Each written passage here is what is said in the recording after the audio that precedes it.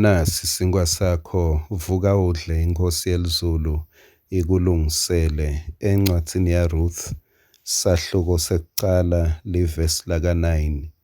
NgesiNgisi kukhona ligama lelimcoka lengicela ukuthi mangifunza ngilifake nalo, kepha eSiswatini ungalifunza lingaveli kanjalo ngoba kulele Siswati lihumusho lithi shangathi simakadze anganibusisa aniphe madvodza nakhe imiti. Kepha kuneligama nje lekuphumula lelibhacabhacile khona lapho. Ake ngifunze-ke nginalo engcondvweni ngilikhulume, shangathi simakadze angakubusisa akuphe kuphumula. Loma-ke bekathandaza Naomi, athandazela Opa, athandazela Ruth, athi uNkulunkulu abaphe emadvodza, wase ufaka neligama lekuphumula. Leni ngoba kungenteka ube nayo indvodza kepha ubede kuphumula. Kungenteka ube naye umfati ubede kuphumula. Kungenteka ube nemali ubede kuphumula.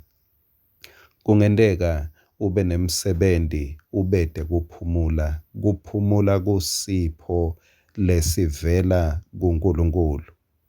Ngelilanga lesithupha makadala uNkulunkulu wadala umuntu. Lilanga lesikhombisa kwaba lilanga lekuphumula. Kusho ukuthi umuntu makadalwa lilanga lelilandzelako bekungenamsebenzi, bekulilanga lekuphumula. Umuntu singathi watalelwa ekuphumuleni, akatalelwanga emsebentini. Umuntu sewucala kusebenta nje usuka kulelilanga lesikhombisa lekuphumula. Lokhu kusho ukuthi kuze abe nemkhicito lomuhle, kuze Adam asebente kahle la bekabekwe khona uNkulunkulu, wasebenta kahle afresh, refreshed, wacale watfola kuphumula angakatholi kusebenta.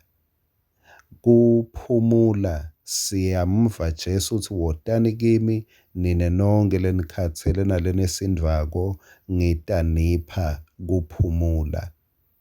Kusho ukuthi kuphumula akusiko kuba nembhedze, akusiko lokuta ngekulala, kusipho lesi special lesivela kuNkulunkulu. Kungako Naomi bekati wabathandazela bomakoti bakhe wathi kwangathi uNkulunkulu welizulu anganibusisa aniphe kuphumula. Kuthandaza kumbe kakhulu, kuthandaza umthandazo lomudze, akusiyo igaranti yekuphumula. Jesu uma enda lesimemo sekuthi wotani kimi ngitanipha kuphumula, maye muhle Jesu. Akasibiteli ukuthi asifunze kakhulu, akasibiteli ukuthi asithandaze kakhulu, akasibiteli ukuthi asiye esontweni kakhulu sitotfola kuphumula. Yebo, akusi-wrong ukuthandaza kakhulu, ukufundza iBhayibheli, kuye esontweni, kepha Jesu akasiniki more things to do kuze sitophumula. Bantu bangachazeka uma sithi sithandaza kakhulu, sifundza kakhulu iBhayibheli, kepha uNkulunkulu uchazwa kukubona ukuthi usakwenda konke lokwendako ukwenda unemoya wekuphumula. Uba fresh mawusebenta unekuphumula ngekhatsi. Uba refreshed, uba nemandla, ubone umkhicito lomuhle uma wenda umsebenzi ngaphandle kusuka ekuphumuleni kwangekhatsi. Inkinga yekuthandaza kakhulu, yekufunza livi kakhulu, uma unalowo mcabango ukuthi ake ngente tintfo kakhulu, inkinga yakhona kokuthi ugcina unelicala uma ungakenti kakhulu. Mangabe bewutimisele kuya kakhulu esontweni, wangayi kakhulu, uva sewunelicala, ulahlwa nginembeza. Wangathandazi kakhulu ma-hour lamabili, wathandaza 5 minutes, sewulahlwa nginembeza. Yinkinga kuzama kwenta tintfo kakhulu kuze utophumula.